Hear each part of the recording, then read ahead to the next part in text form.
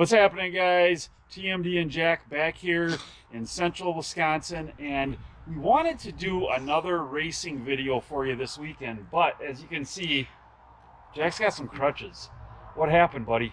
I was playing basketball and I stepped on one of my teammates' foot as I was landing, and then now I'm in this. So. Yeah, he sprained it pretty good. He's in a, what is this, a walking boot? I don't know. But anyway, so we got to see how that turns out before we can do any racing and riding again, because obviously that's the foot that he shifts with. So instead of doing a racing video today, we wanted to go around and take a look at all the old classic vintage machines that we have. So stay tuned.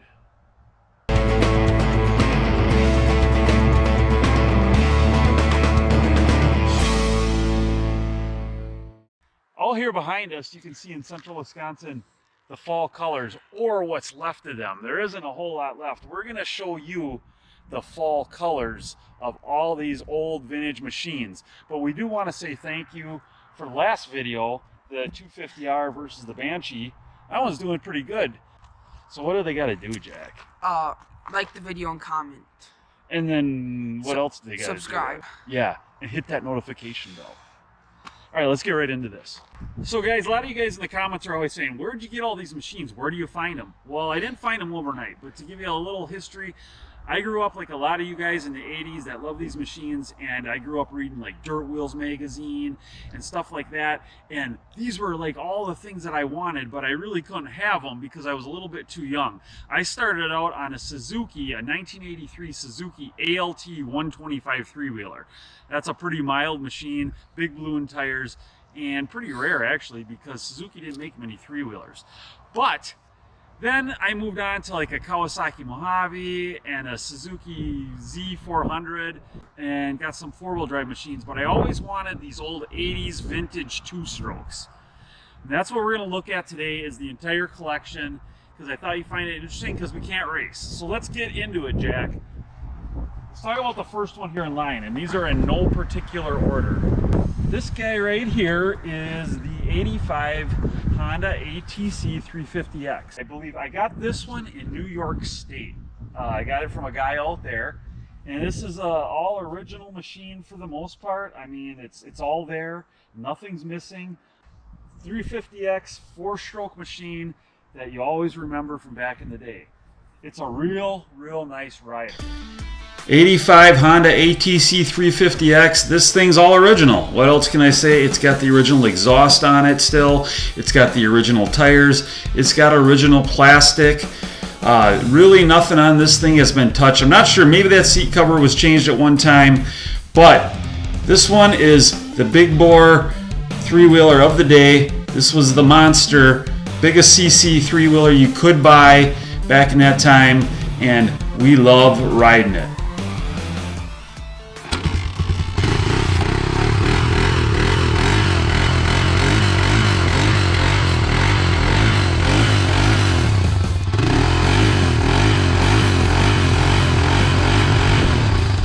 This guy right here is our 1988 Suzuki LT 250R quad racer.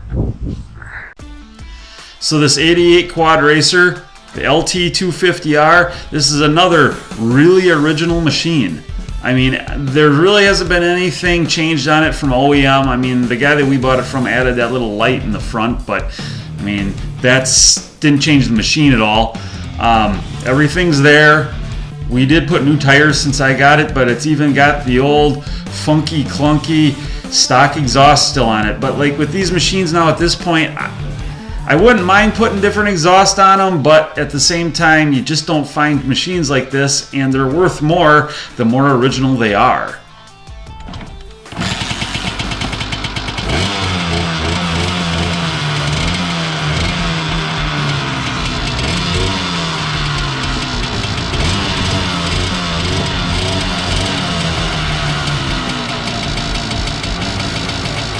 Alright guys, we're on to number 3, and this one is our 1987 Honda ATC 200X.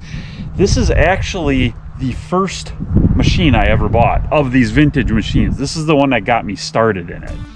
So the 87 200X, this was, like I said, the first one I ever bought of these old machines. Bought it real locally, just a few miles down the road. Saw it, I had to have it when I was driving by, and that kind of started this whole thing. I remember I was married back then when I bought this, and this wasn't the most popular decision I made. Let's just say I haven't been married now for over 10 years, and I've acquired a lot more vintage machines in that time. I can't say that I would have all of these if I would still be a married man. With that being said, guys, another all-original nice machine. Besides the tires, we have changed those, but we do have something pretty cool on it that we did change, and that was that nice Super Trap exhaust on there. You just don't see that every day.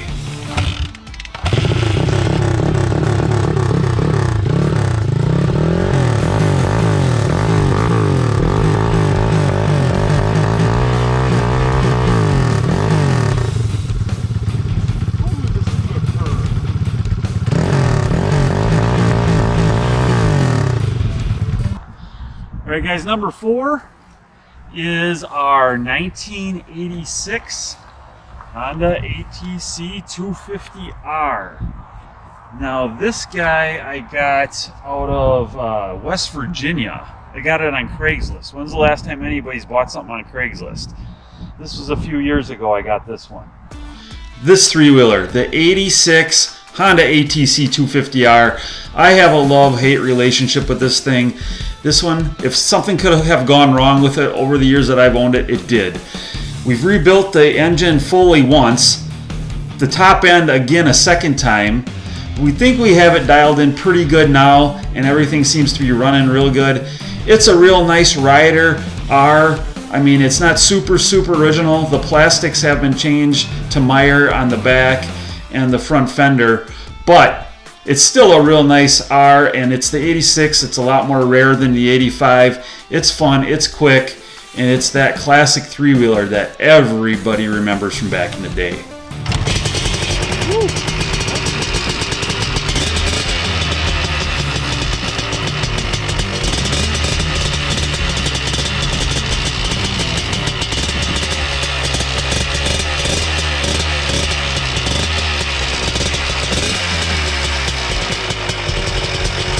Number 5, guys, is possibly the rarest machine we have, and this is the 86 Takati or KXT 250 from Kawasaki. Now, this guy I got out of New York from the same guy I got the 350X from.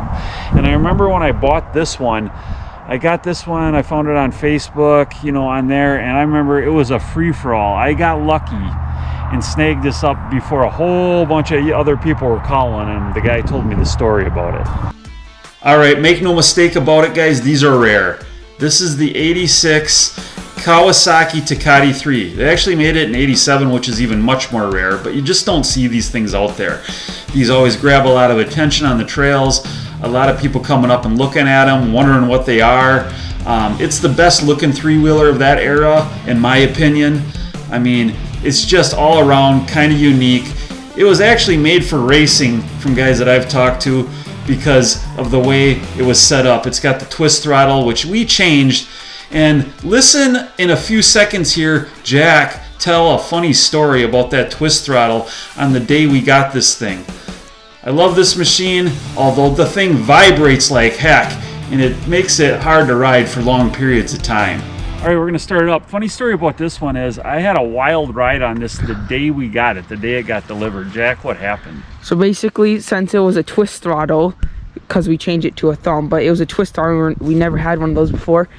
Basically, we were just ripping around the shop, around the driveway up there, and we were like Dad was trying to go a little too fast, like faster than his comfort zone, and basically took off, and he smoked our truck. Like the truck tire, the three-wheeler tire and the truck tire hit each other, and that three-wheeler, they went flying like it was doing backflips and 360 midair. I'm not kidding. Dad went flying off it, and he was fine, but the three-wheeler was doing flips and all this. It was so lucky. It landed, it first hit the wheel and then just landed on the handlebar. Luckily nothing happened to it, but it was like the scariest thing ever because we just got it. Yeah, that was crazy. I remember that. And that is a thing about this. We took the twist throttle off. I do not like twist throttles. I know a lot of you guys like them. That was stock on it. That was factory.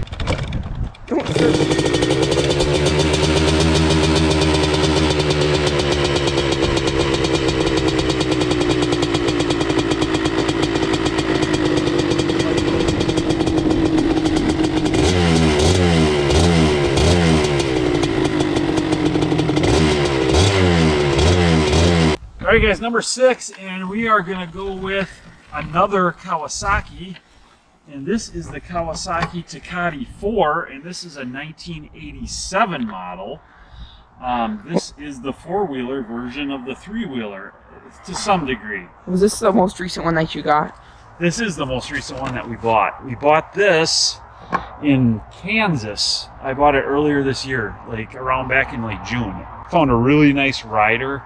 I did a little bit of refurbishing on it and some missing parts, found those and put them on. All right, this one, the 87 Takati 4, another Kawasaki, another unique, rare machine.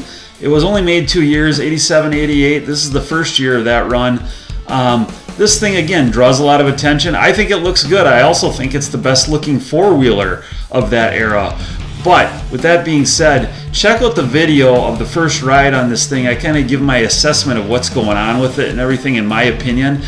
I think it's a terrible handling machine, designed real weird. It's got that cool Clem Research full exhaust on it. I mean, it's kind of spunky, it's kind of peppy in the power band, but the thing just handles terribly. It's too narrow, sits too high, but it's got things like this funky pop-up headlight that make it cool.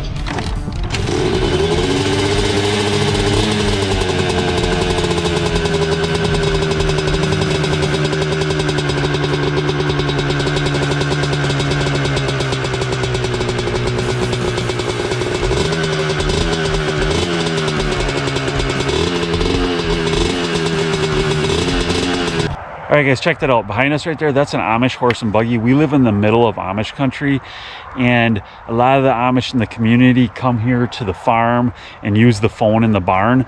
So we had one come down the road and visit us here, so we got to take a little break with starting up these 2-strokes because it kind of scares the horse. All right, guys, we're back at it. Number 7 in the lineup here is another little 2-stroke. This is a 2000 Yamaha Blaster. Okay, a 2000 model year, and those didn't change much over the years from when they came out till when they ended. These are a fun little machine. I think this is one of Jack's favorite machines. So this 2000 Blaster, I picked this one up locally. We got this one in Wisconsin, about an hour away from here. One thing that I always like to say about these machines is I've gotten pretty good deals on them. And I really do feel like I have for the vintage machines here. You know, the prices on them have been going up a lot lately, but for the vast majority of them, I felt like I got a pretty good deal. This one, I do feel I paid too much for. Okay, now let's talk about this Blaster. Now, the Blaster, we just had to get one because it's a 2-stroke. And it's a sport machine, and it goes way back into the 80s, all the way up into the 2000s. Got this mainly for Jack to ride originally.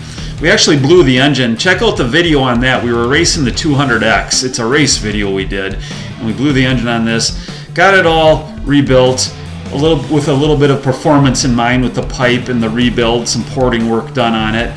And this thing rips pretty good. It's fun. And I even like riding it from time to time, although I'm a little bit cramped on it. This one's always easy to start.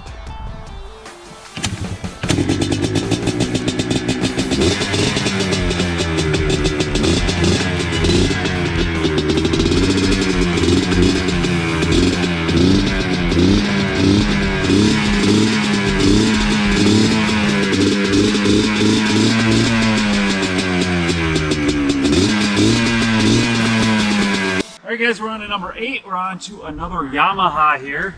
This is a pretty rare one. This is the Yamaha Triz. This guy is a 1986 again. They made it in 85. I got this one quite a few years ago. This was the second one on the list of machines that I bought. I got this one out of Southern California. Now we're on to the 86 Triz. This was made for 2 years. I actually think there was an 85 and a half model year in there, but this is the last year, and this is the best one of that run.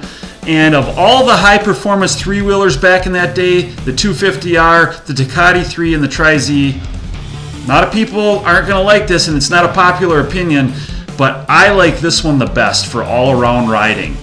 I feel it handles the best. It's the best if you want to take it out and just ride the trails. This is the one that I choose. This one, again, here, this is all pretty original. Nothing's been changed on it except the silencer on it. It even has the original head pipe. It's kind of unique in that it's got a fuel pump, and it also has the gas tank under the seat. So it was designed a little bit differently, and I like that about it. It's unique, and it's another rare machine that you just don't see every day.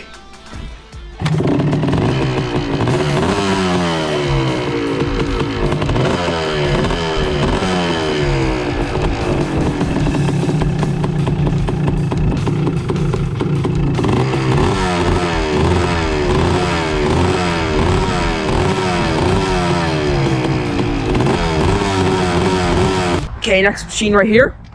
Number 9. This, of course, is the classic, iconic Banshee. Twin cylinder, 350, 2-stroke. This is a 2005 model, kind of like the Blaster. They didn't change much in their whole run of production. It's just a fun machine. The power band on them is fun when you hit that. It's a great machine to ride. Now on to the Banshee. The Banshee is the one that today is going for high prices online. If you look on Facebook, if you look on eBay, the Banshees are bringing big dollars. And this one, I felt I got a super steal of a deal on this. Bought it here in central Wisconsin, not too far away from here. And I remember when I saw it, I had to grab it because of the price. And the guy that I bought this one from too, he said, you better come and get this thing now because I'm getting flooded with messages. So we picked it up. It already had the aftermarket FMF Gold Series full exhaust on it, which gives it a really great sound. It's got different front and rear bumpers, but other than that, it's stock, and it's a fun one to ride. You'll love it when you hit the power band on a Banshee. It screams. Love that sound.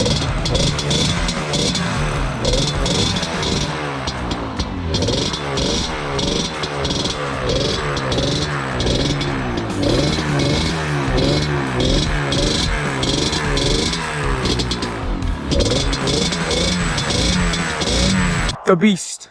Number 10 in our collection is the Beast, the Quadzilla, guys. This is an 88 LT 500R Quadzilla Suzuki, and this is one that just, you know, gets people excited when they see it, when they see it coming down the trails.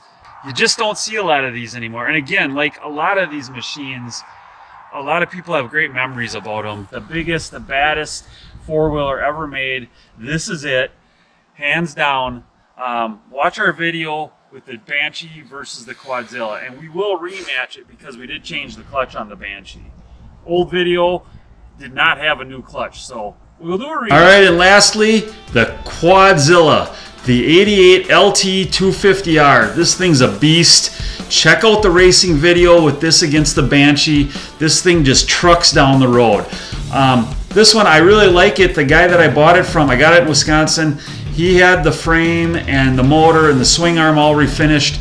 It's all original mechanically, even that funky exhaust on it. We're going to keep it that way for right now just because of the originality factor. Another thing you got to love is the shape of the seat on these things. I mean, the T-shaped seat, brilliant. Guys, this one, we replaced all the plastic so it looks really sharp. This thing's a beast. All right, let's start this bad boy up. Oh, where's the choke?